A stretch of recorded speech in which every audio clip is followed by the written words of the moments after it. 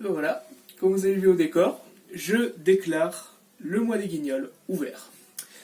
Alors le mois des Guignols, qu'est-ce que c'est? Ça va être une programmation où je vais faire des émissions qui seront en rapport avec les Guignols de l'info au niveau global, dont celle-là qui sera sur l'analyse des Guignols de l'info à l'étranger, la partie 2. Salut tout le monde, bon on se retrouve pour cette nouvelle vidéo. Alors, oui, certains vont sûrement me demander où est la partie 1. Et bien la partie 1, je l'ai fait en collaboration avec mon collègue Bobby, donc elle est disponible sur sa chaîne, lien dans la description. Donc si vous voulez regarder la partie 1 avant de regarder la partie 2, allez-y, allez-y. Et bon, vous voulez pas regarder la partie 1? Non, regardez-la quand même, quoi, au cas où. Voilà, c'est fait. Bien. Ah, je viens de me rendre compte, j'ai pas allumé un truc. Il manque un élément de décor. Et ben voilà. C'est bien meilleur comme ça. Bon, aujourd'hui, dans cette analyse des Guignols à l'étranger, on va voir la version espagnole, la version turque, la version suisse, la version italienne et la version russe. Alors bon, c'est pas un top parce que cette liste est non exhaustive, donc du coup, j'ai pas de préférence entre les différentes versions qui sont potentiellement, qui m'intéressent potentiellement. Donc du coup, je fais une sorte de top non exhaustif comme ça. Et d'abord, on va voir, comme j'ai annoncé, la version espagnole qui répond sous le nom de Las Noticias del Guignol. Alors l'émission a débuté en 1995 avec une petite équipe, à savoir qu'il y avait une dizaine de marionnettes, il y avait 5-6 marionnettistes et 2 doubleurs masculins, uniquement masculins. Là, au début, l'émission, c'était, comme vous l'entendez avec le titre, Las Noticias del Guignol, c'est la traduction espagnole de Les Guignols de l'info. Du coup, là, pour le titre, ils sont pas leurrés. Et après, plus ça allait, plus les Guignols ont connu une notoriété, les Guignols espagnols, un peu comme les Guignols français, et c'est un peu dans la même lignée, et donc du coup il y a plus de marionnettes qui ont été créées. D'ailleurs au passage, la création des marionnettes est purement française, parce que oui, c'est monsieur Alain Duverne qui a créé toutes les marionnettes pour la version française et espagnole des Guignols. Et donc plus la notoriété est atteinte, plus l'émission a de nouveaux concepts. À savoir qu'en 2003, les présentateurs emblématiques Hilario Pino et Marta Riero ont été remplacés. Ensuite, en 2005, il y a eu un éclatement de Canal+ Espagne vers Quattro. Donc du coup, Canal+ Espagne n'était plus diffusé en analogique. C'était Quattro qui avait pris la place. Les Guignols sont restés sur le canal 4 Quattro. Et du coup, il y avait un nouveau concept qui avait peu séduit les téléspectateurs. Donc du coup, passant même dans le titre, Las Noticias del Guignol à Los Guignoles, qui fait un peu penser chez nous en France, les Guignols de l'info, les Guignols. Et moi, le concept était plus ou moins intéressant. Donc du coup, ça, dans la limite, ça a fait un petit choc pour les nouveaux producteurs, si bien que l'émission s'arrêtait en 2008, donc de 1995 à 2008.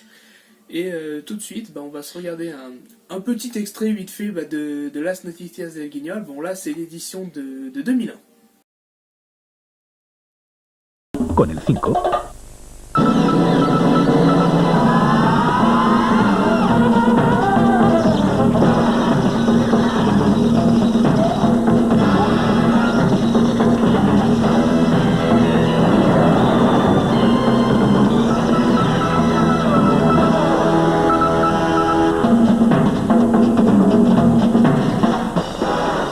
Hola, muy buenas noches. Con una niña voladora se han estrenado hoy los Juegos Olímpicos de Sydney. No se sabe si los primeros de este siglo, los últimos de este siglo, otra vez el mismo debate. En fútbol hemos empezado arrasando 0-3 contra Corea, nada menos. Lo malo de esto es que la selección española juega a las 1500 y para seguirla hay que madrugar bastante. De madrugones nada. Se trata de no acostarse, señores. Quiero ver a todos ellos de pie de madrugada siguiendo a nuestros chavales. ¿Estamos? Y no vengamos con monsergas de trabajar al día siguiente. Todo el mundo sabe que un español como Dios manda se pasa la mitad de su jornada hablando de fútbol y la otra mitad hablando de tías. Pues de alguna manera, viendo los Juegos Olímpicos estos del fútbol, estamos trayéndonos trabajo. On va passer maintenant au numéro 2 avec Plastic Show. Donc on va partir en Turquie. Et là on est plus sur l'adaptation de Spitting Image que des Guignols de l'info français. Alors Plastic Show, donc même si c'est une émission turque, ça a été développé en France. Donc c'est purement français. Sauf que le problème là, dont la question de censure s'était beaucoup posée, il y avait des sketchs qui sont passés au travers de la censure. C'était obligé, bien évidemment. Mais il y en a d'autres qui étaient censurés et pour je ne sais quelle raison, alors que ça ne portait pas atteinte ni à la religion, ni à des hommes politiques, quoi que ce soit. Il y a des sketchs qui ont été censurés, littéralement. On va se regarder un petit extrait tout de suite. Ah oui, et ben avant que je vous balance l'extrait, l'émission a débuté en 1991 pour finir en 1994. Et tout de suite l'extrait.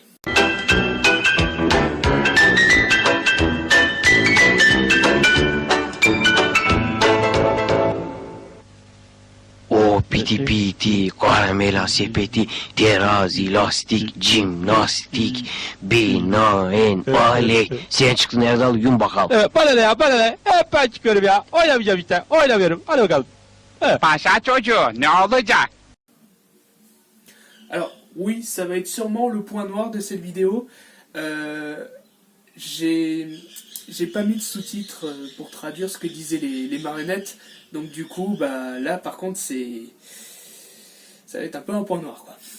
Mais tout de suite, bah, on va passer à une version un peu plus française. Donc là, il n'y aura pas besoin de sous-titres. On va partir en Suisse pour les bouffons de la Confédération. Alors, les bouffons de la Confédération, ça n'a pas fait long feu aussi. Ça n'a pas fait long feu, c'est resté que 1 an à l'antenne. Bon, à savoir que le concept se rapprochait plus du bar du bébé de show de TF1 que des Guignols de l'info, que de Spitting Image. Mais bon, au niveau des marionnettes, il y avait quelques disproportions. Enfin bref, vous allez voir en extrait.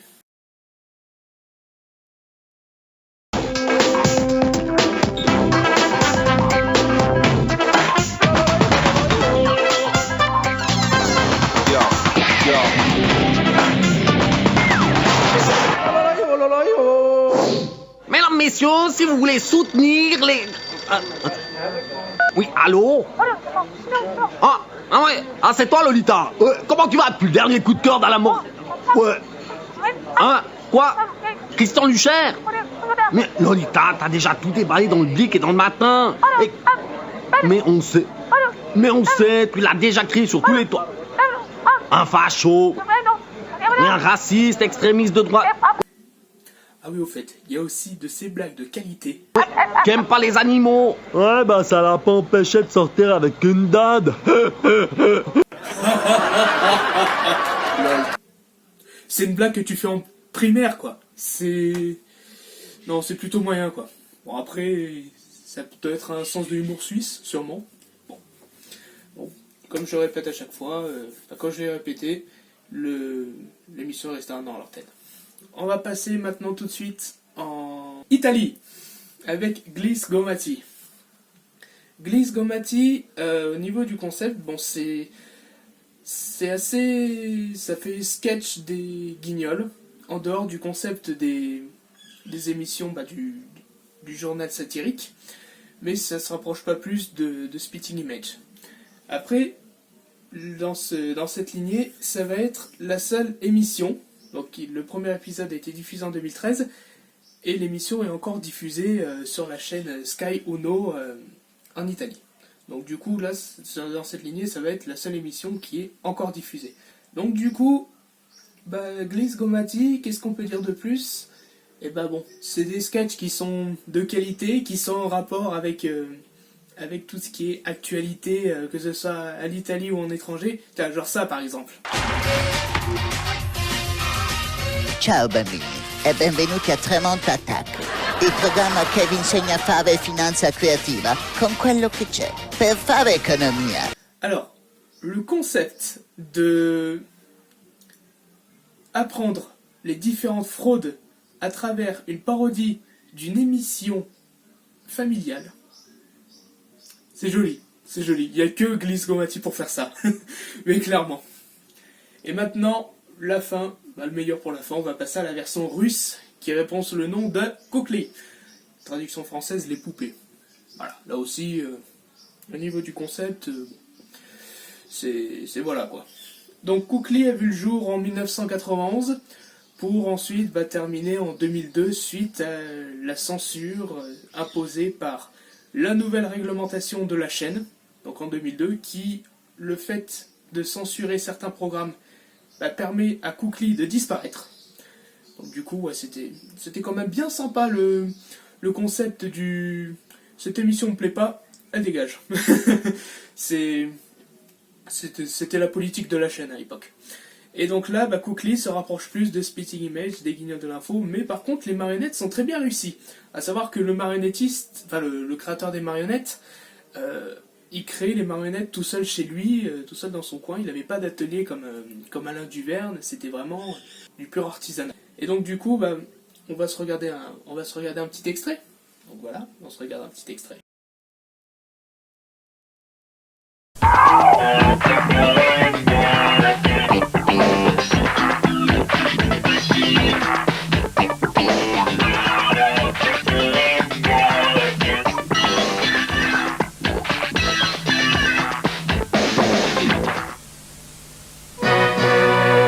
Каждую субботу вы смотрите «Что?», «Где?», «Когда?».